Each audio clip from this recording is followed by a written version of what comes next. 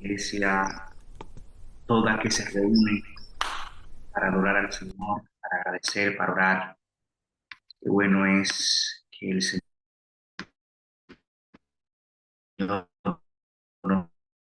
nos da una vez más la oportunidad de poder, pues podamos crecer juntos. Durante la semana, hermana Dania, si puede permitirme compartir, ok, ya está acá, ya puedo compartir. Muy bien. Durante la semana, nosotros hemos estado mirando el viaje al Asia Menor, de manera especial respondiendo una serie de preguntas. Ya nosotros, por ejemplo, miramos dónde está ubicada la iglesia, también miramos quién es Jesús o cómo se describe Jesús en la iglesia, en esta primera parada que es Éfeso. También estuvimos mirando quién es la iglesia o cómo describe Jesús la iglesia. Hoy entonces vamos a responder dos preguntas. La primera es, ¿qué debe hacer la iglesia? Y la segunda, ¿cuál es el origen del mensaje a la iglesia? ¿Qué debe hacer la iglesia? ¿Y cuál es el origen del mensaje a la iglesia de Éfeso? Y por extensión también a cada uno de nosotros. Así que vamos a mirar eso ahora con la ayuda de nuestro Dios y juntos vamos a crecer en el estudio de la palabra. Estoy viendo acá para desconectar y conectar los auriculares. Creo que me ayuda mucho más con el tema del ruido y luego de esto entonces vamos a orar, a comenzar el estudio ya conectado, ya sí creo que puedo avanzar. Bien, vamos a orar, hermanos queridos, eh, para estudiar la palabra del Señor. Gracias te damos en esta mañana, buen Dios, porque nos das una vez más la oportunidad de poder reunirnos para estudiar tu palabra. Oramos para que el Espíritu Santo, ese agente activo que produce en nosotros el querer como el hacer, por su buena voluntad, que ese Espíritu pueda en este momento disponer nuestros corazones para escuchar tu voz, para poder obedecerla, Señor, en todo tiempo. Háblanos a cada uno acá, corrígenos, enséñanos, instruyenos, que tu palabra pueda fortalecer nuestra fe, nuestra vida espiritual y darnos las herramientas necesarias para enfrentarnos hoy ante las realidades y los embates de la vida. Que tu palabra nos consuele, nos dé la esperanza que necesitamos. Perdona, Señor, nuestros pecados y una vez más, al abrir la Biblia, oramos, Señor, para que tu voluntad pueda ser mostrada a través de la revelación. Oramos en el nombre de Jesús. Amén y amén. Apocalipsis capítulo 2. Apocalipsis capítulo 2, en esta ocasión versículos 5 hasta el 7. Apocalipsis capítulo 2, versículos 5 hasta el 7, dice la palabra del Señor. Recuerda, por tanto, de dónde has caído. Recuerda, por tanto, de dónde has caído. Arrepiéntete y haz las primeras obras. Pues si no te arrepientes, pronto vendré a ti y quitaré tu candelabro de su lugar. Versículo 6. Pero tienes esto, que aborreces las obras de los Nicolaitas, las cuales yo también aborrezco. Versículo 7. El que tiene oído, oiga lo que el Espíritu dice a las iglesias. Vamos a dejarlo hasta ahí. Mañana nosotros miraremos dos preguntas más, que serán, ¿cuál es la recompensa? y cuál es el período profético que representa la iglesia de Éfeso. ¿Cuál es la recompensa y el período profético? Hoy entonces hemos de mirar qué debe hacer la iglesia y cuál es el origen del mensaje a Éfeso. Y por extensión, insisto, a cada uno de nosotros. El versículo 5 nos manda a recordar. En el idioma original implica una acción constante. Sería entonces, mantente recordando. Y hace alusión a traer las acciones del pasado al presente y vivir conforme a ellas. Recuerden que ayer miramos eh, la descripción de la iglesia, que es quién es la iglesia, y el problema allí era que era una iglesia, aunque, aunque trabajaba arduamente, aunque tenía perseverancia, era una iglesia que había perdido su primer amor en el sentido de eh, ese amor hacia Dios y ese amor los unos para con nosotros. Entonces, ese primer amor perdido, que fue lo que Jesús, como de Jesús describió a la iglesia, hoy, ¿qué debe hacer la iglesia? Es recordar, mantenerse recordando de cómo fue en el principio, cómo era su relación con Dios y con la hermandad en el principio, y entonces traerlo al presente y vivir conforme a eso. Parece ser que el mensaje acá de Jesús a la iglesia está dividido en tres. Recuerda, recuerda dónde has caído, esa caída, ese stop espiritual, esa, esa decadencia que de alguna manera antes estabas arriba, antes eres una iglesia activa, pero no solo activa, sino una iglesia fiel, ahora es una iglesia, Éfeso, que dejó esas primeras obras, y así lo dice, haz otra vez esas primeras obras. Recuerda de dónde has caído, hay una caída, y haz esas primeras obras. Como les dije, la iglesia de Éfeso, que representa la iglesia que está cerca con Jesús, la iglesia que Jesús estableció, tenía fresca, muy fresca la buena doctrina, pero parece que a medida que la iglesia se desarrollaba, perdía ese amor, ese mandamiento que Jesús le dejó de amarse unos a otros. Entonces, acá Jesús le dice, arrepiéntanse, recuerden, recuerden de dónde ustedes han caído. Dos, arrepiéntanse. Y tres, hagan las primeras obras. Si la iglesia se mantiene recordando cuál fue su problema,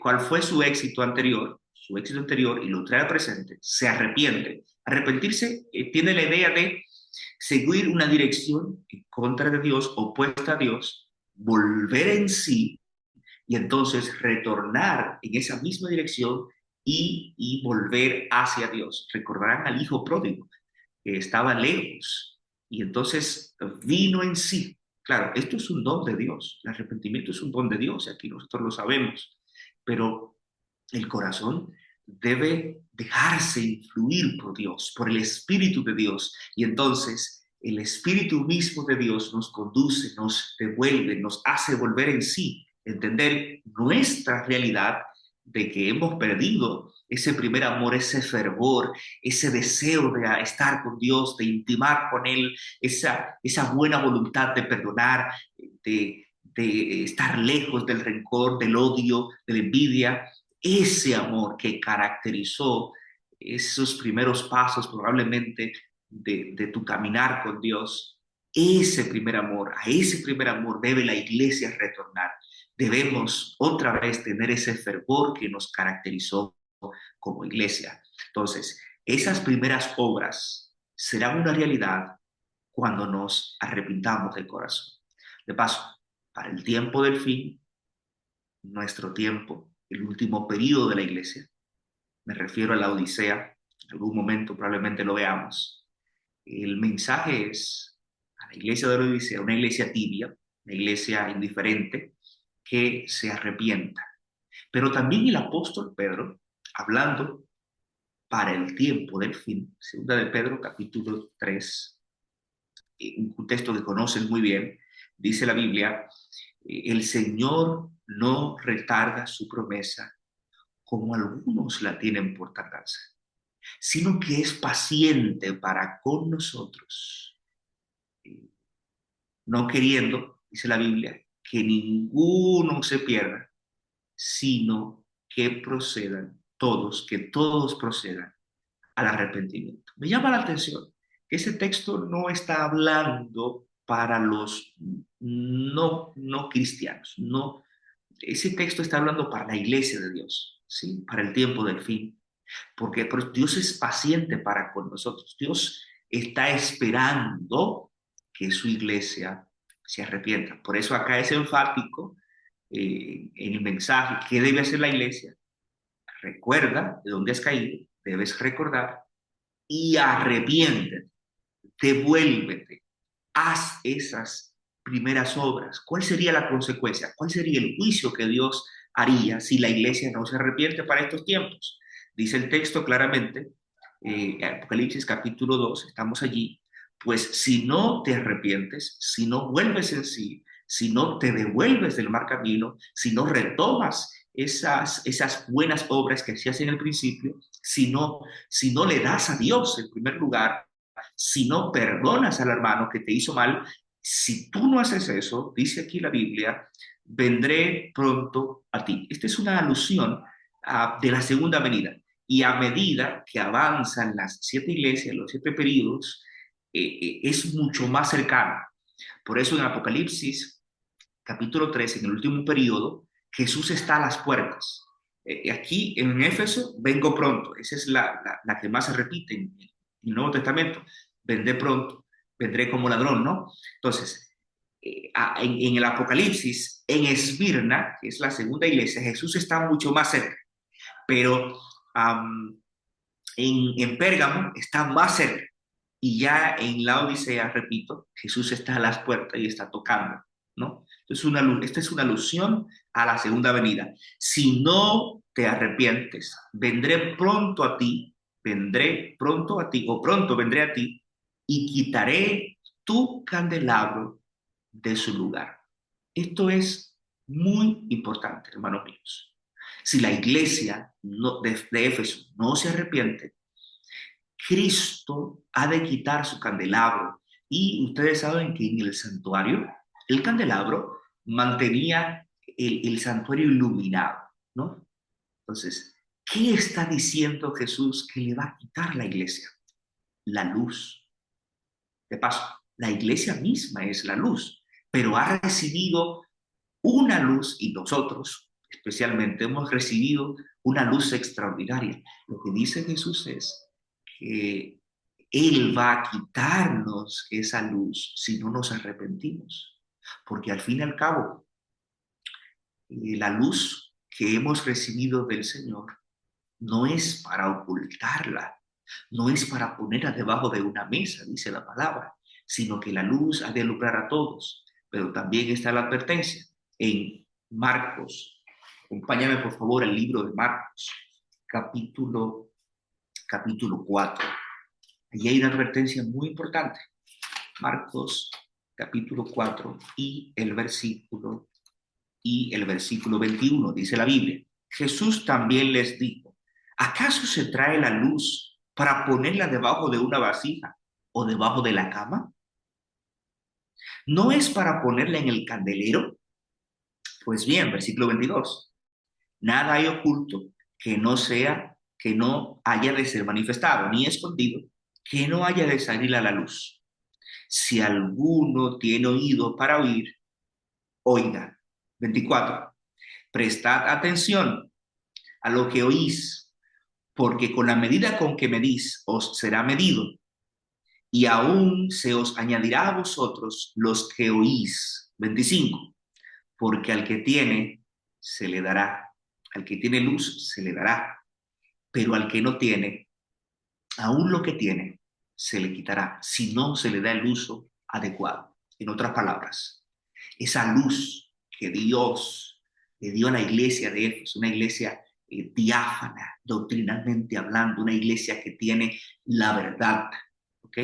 una iglesia que sabe, como vimos ayer, que sabe cuando un mensajero viene de parte de Dios, porque utiliza la regla bíblica para, para medir a los verdaderos y a los falsos profetas. Una iglesia que no tiene problemas en cuanto a doctrina. Esa buena doctrina, si la iglesia no se arrepiente, si no vuelve a su primer amor, Jesús se la va a quitar. Y esa gran verdad y esa gran luz se la va a dar a otra persona que quizás no la tiene. Y esa persona sí le dé buen uso a esa verdad. En otras palabras, si la iglesia hoy día no se arrepiente de su letargo, de su falta de amor, la luz, la verdad que hemos recibido, otra persona será el emisario y recibirá esa bendición de compartir esa gran verdad. Al que no tiene, al que tiene, aún lo que tiene se le quitará. Oiga, eso es muy, muy importante. Por eso Jesús le dice, si tú no te arrepientes, si tú no vuelves a las primeras obras, si tú no vuelves al primer amor, si tú no te mantienes recordando que fuiste en Cristo, entonces yo voy a quitar ese candelero, yo te voy a quitar esa luz, yo te voy a quitar esa gran verdad. Qué triste sería que otros tomen nuestro lugar. Y como presentan las 7 iglesias, me parece que en Esmirna, qué triste sería, qué triste sería que otro tome, tome tu corona. Eso sería muy triste, que por nosotros descuidar nuestra relación con Dios, otra persona sea quien comparta la luz que nos tocaba a nosotros. Nos libre el Señor, nos libre el Señor. Y sigue diciendo la palabra del Señor que aunque la iglesia tiene este problema, muy serio problema, una iglesia no arrepentida es una iglesia que tristemente se va a perder. Y no hablo de iglesia en sí, tenemos que hablar de nosotros de manera individual, sin arrepentimiento, sin confesión, sin entrega de Dios, no habrá salvación. Punto. El Señor es paciente para con nosotros. Él no quiere que ninguno se pierda, sino que procedamos al arrepentimiento. Pero si no procedemos al arrepentimiento, tristemente, muchos se van a perder. ¿Ok? Y no me refiero a tristeza, ¿no? Sino a ese deseo de un cambio genuino en nuestras vidas. La iglesia de Éfeso tenía en su medio a un grupo de gente que eran apóstatas. Y dice el texto bíblico de manera puntual, pero tienes, versículo 6, pero tienes esto. O sea, estás mal, si tú no te arrepientes, lo sentimos, pero tienes algo bueno, ¿okay? Tienes otras cosas buenas. Tú aborreces las obras de los nicolaitas, las cuales yo también aborrezco.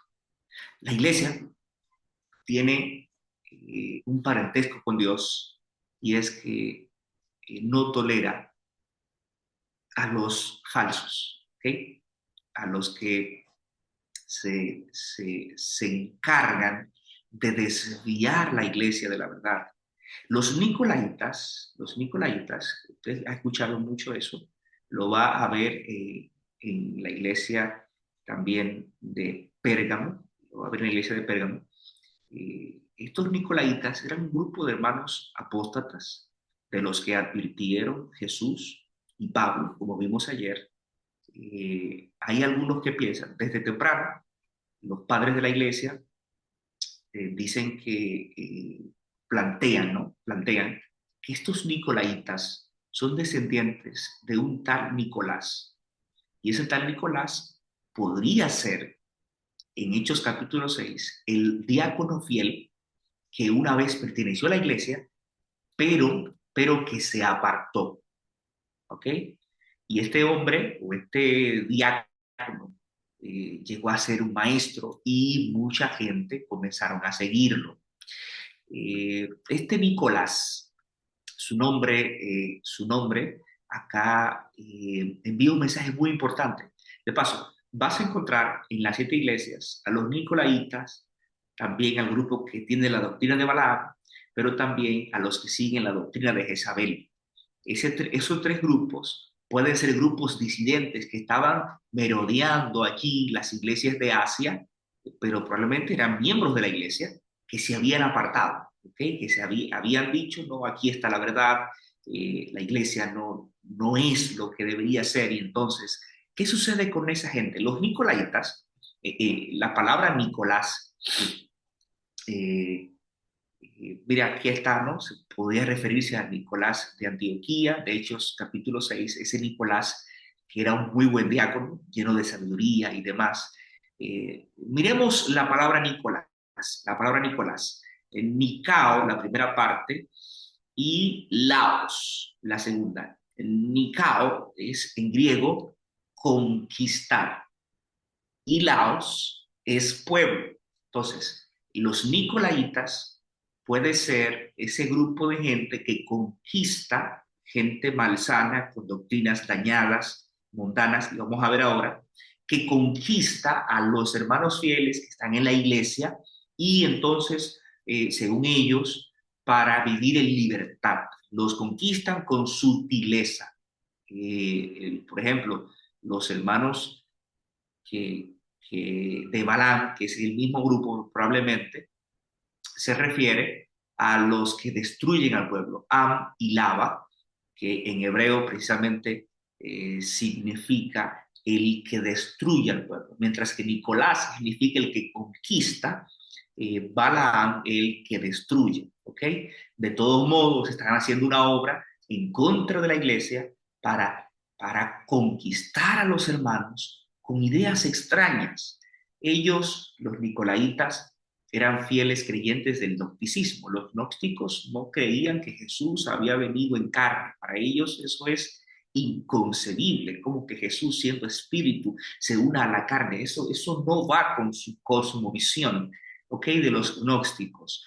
Pero por eso Juan, el mismo que escribe el Apocalipsis, dice que la persona que dice que Jesús no vino en carne, esa persona no es de nosotros, eso es un anatema, ese no entiende, ¿no? Y si está hablando, le está tirando o está defendiendo la doctrina de la encarnación y atacando, ¿no? Esta idea de los gnósticos, ¿ok?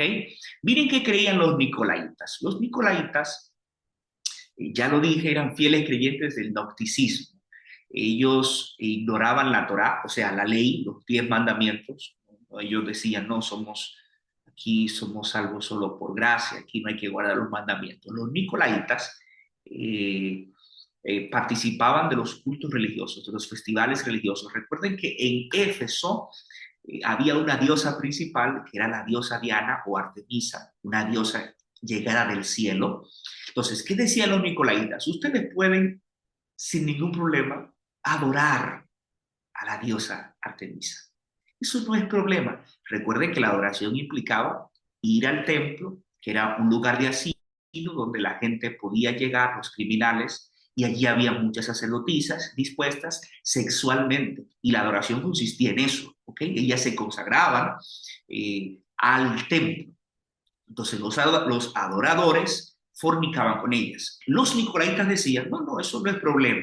Lo importante es el espíritu. Oiga esto. Lo importante es lo que está dentro, no el cuerpo.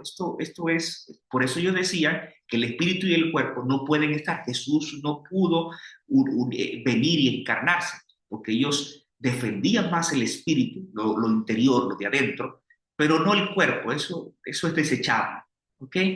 Entonces, de alguna manera, hay gente que tiene cosmovisión nicolaíta en la actualidad. No, no es lo que tú vistas, no es cómo tú te comportes, lo importante es el corazón. Se escucha eso lindo, ¿no? Pero esas enseñanzas nicolaitas, Dios las aborrece. Los hermanos nicolaitas enseñaban que usted podía comer los alimentos sacrificados a los ídolos, esos alimentos que se le llevaban a la diosa Diana o al emperador, como ofrenda. Usted puede comerse eso, pero eso está en contra de la iglesia cristiana. Porque en el primer congreso, Hechos capítulo 15, quedó claro en el primer manual, Hechos capítulo 15, versículo 29, que los gentiles debían abstenerse de dos cosas. En eso consistía el manual de la primera iglesia cristiana, ¿ok? De dos cosas, de lo sacrificado a los ídolos, ¿ok? Eso usted no puede comerlo, pero tampoco debe estar en fornicación. Entonces, los nicolaitas enseñaban justamente lo contrario a lo que la iglesia creía. Los nicolaitas también decían, no, ustedes pueden practicar las inmoralidades, vayan al templo de Diana, ustedes pueden ser de los dos bandos, eso, vayan al templo de Diana, pues también vayan a la iglesia, eso no, no hay ningún problema, ustedes son libres. Eso se escucha lindo, pero Dios lo aborrece. Ellos decían, no seas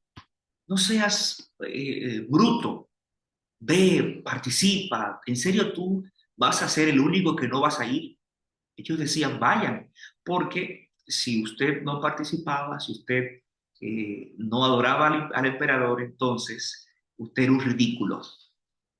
Y el emperador o el gobierno lo aislaba, eh, de manera que usted no pertenecía ya a la sociedad. O sea, por eso en la iglesia, en una iglesia, en Esmirna, los cristianos eran muy perseguidos, fuertemente, los sacaban de la ciudad. Pero los nicolaitas decían, bueno, yo prefiero pertenecer a la ciudad, recibir mi ayuda monetaria del gobierno, pero yo no voy a ser, disculpen el término, un bruto, un pendejo, y mejor prefiero, ¿verdad? Disfrutar de las cosas del mundo. Para el tiempo del fin pasará lo propio. Entonces nosotros tendremos que decidir si estar de parte de Dios o en su contra. Los nicolaitas también estaban de acuerdo con la prostitución cúltica, o sea, como las demás religiones participaban en fornicación, ustedes también pueden hacerlo, decían los nicolaitas. Imagínense entonces cómo Dios nos va a aborrecer. Finalmente, los hermanos nicolaitas estaban de acuerdo con el libertinaje. Ellos confundían, intencionalmente confundían la libertad con el libertinaje. Por eso, apreciada iglesia, el Señor está en desacuerdo con los hermanos, nicolaitas. Y la iglesia de Éfeso tenía eso muy bien. Aborrecen a los nicolaitas. Más que nunca, para este tiempo, la iglesia de Dios debe levantar la Biblia. Con tantas ideas extrañas, la iglesia de Dios debe levantar la Biblia y los principios de la palabra de Dios. Aunque mucha gente, aún dentro de la iglesia, considere ciertos principios arcaicos que ya no son importantes, nosotros como iglesia de Dios debemos mantenernos firmes ante un así dice Jehová. El que tenga oído para oír, oiga lo que el Espíritu dice. No es un mensaje del pastor, no es una invención humana. El mensaje, el mensaje de la iglesia de Éfeso viene directamente de parte del Espíritu de Dios. Y quiera el Señor que en este día su Espíritu pueda conducirnos en el camino que a Dios le agrada. Arrepiéntete, iglesia, y mantente fiel, porque pronto vendrá nuestro Salvador.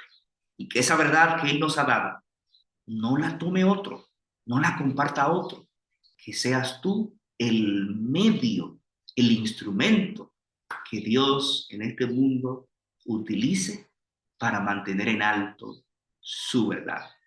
Oramos. Gracias, Señor, por tu palabra.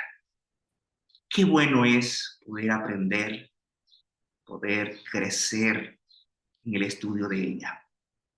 Que como iglesia, Señor, podamos cada día vivir en el primer amor. Devuélvenos eso, Señor.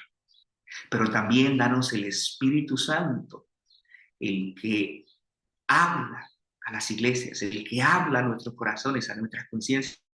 Danos el Espíritu Santo, Señor, para nosotros mantenernos firmes en un así, dice Jehová. Que este sea un gran día en tu presencia y que levantemos la Biblia ante tantas ideas corruptas e inmorales de nuestro mundo. Que seamos, Señor, la luz de este mundo. Oramos en el nombre de Jesús. Amén y amén. Que Dios les bendiga.